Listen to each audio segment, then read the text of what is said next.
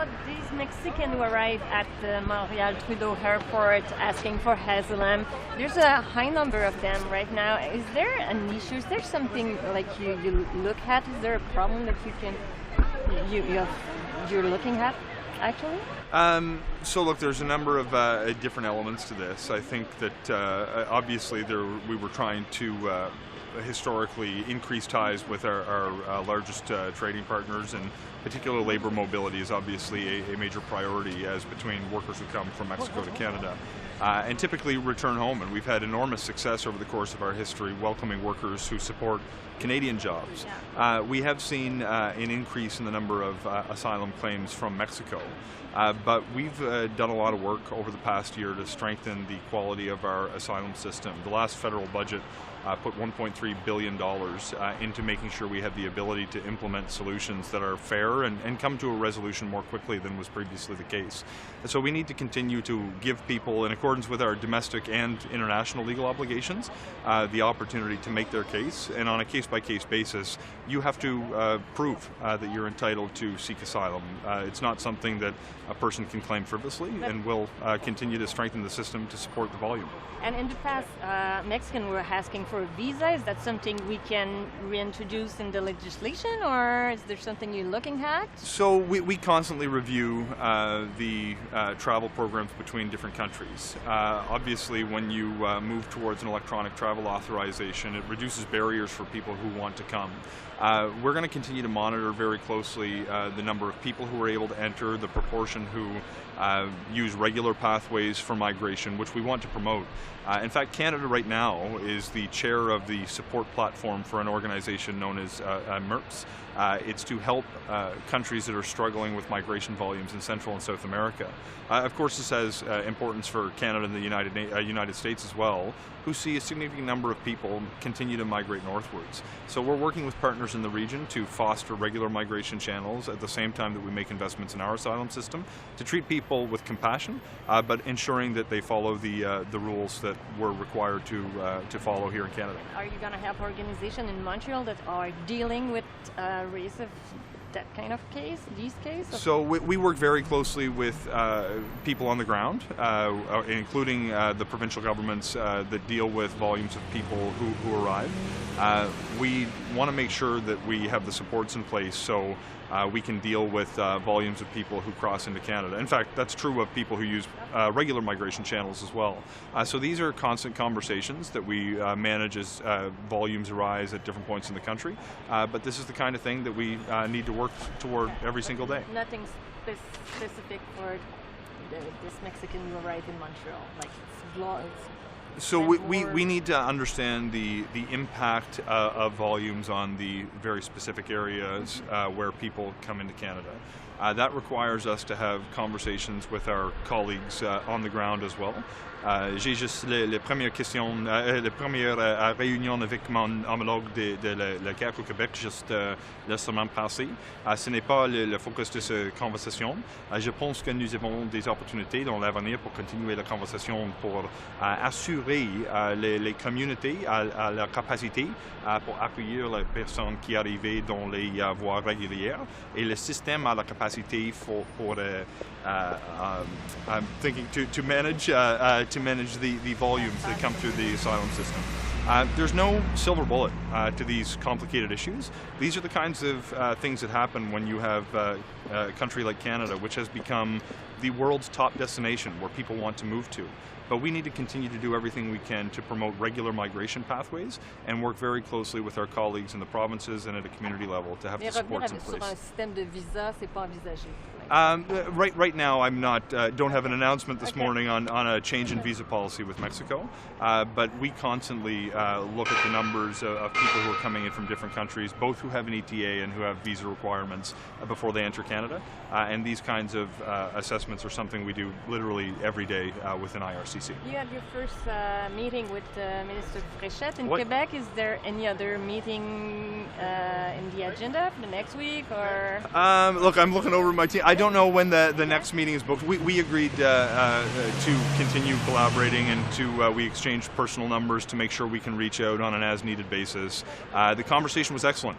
It was a great opportunity to focus on areas where we can continue to collaborate, ensure that we're respectful of provincial jurisdiction on issues of immigration, but at the same time work together to make sure Canada and Quebec remain welcoming places.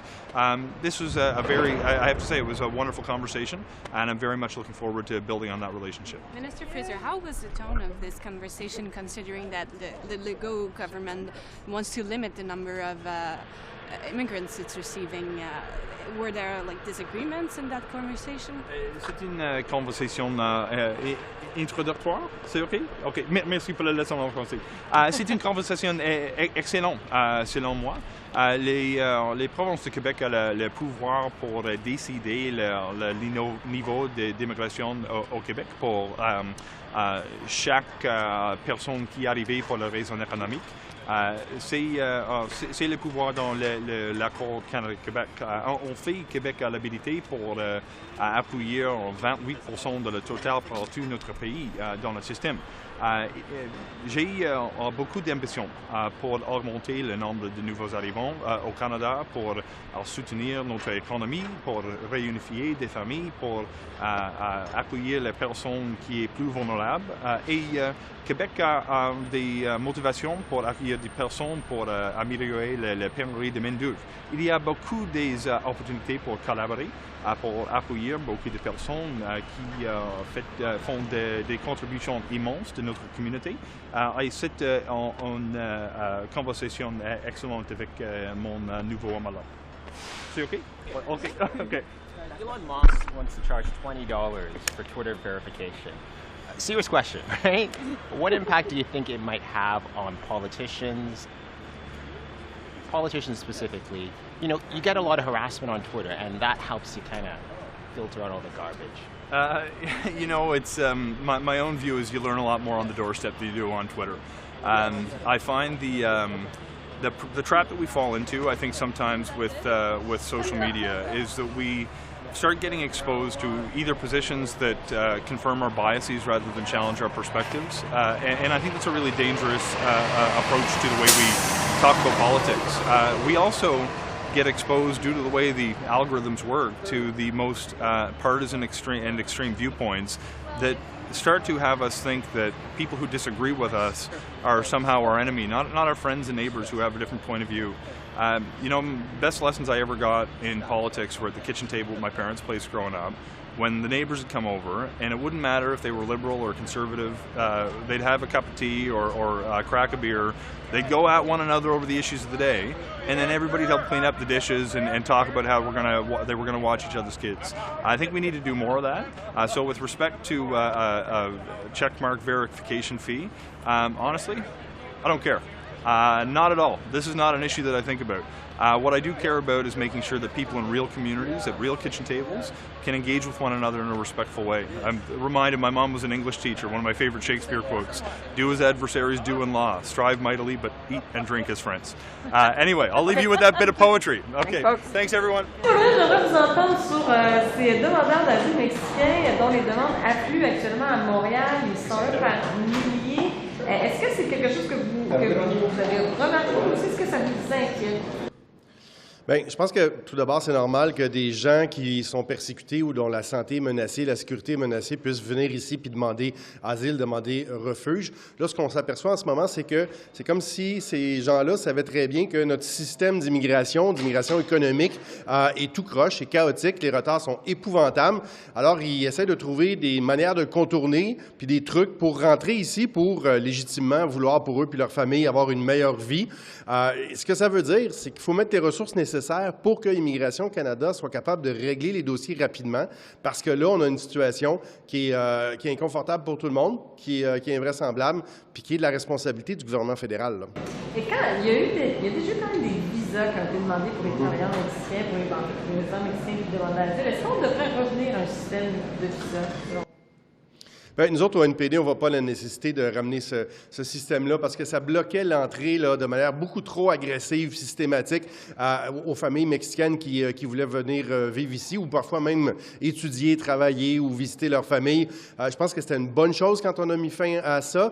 Je pense que ce qui est important aujourd'hui, c'est pas de ramener des barrières, c'est de ramener des ressources à Immigration Canada, ce que les libéraux ne font pas depuis des années. Est-ce que, et concrètement, probablement, vous avez des organismes même dans votre circonscription qui vont vivre une situation-là. Qu'est-ce qu'on fait? Quelles sont nos demandes pour qu'on les aide, ces gens-là, lorsqu'ils arrivent? Bien, le gouvernement fédéral doit débloquer des ressources pour traiter les dossiers. Ça, c'est la chose la plus importante. Les gens attendent des 6 mois, des 12 mois, des 18 mois.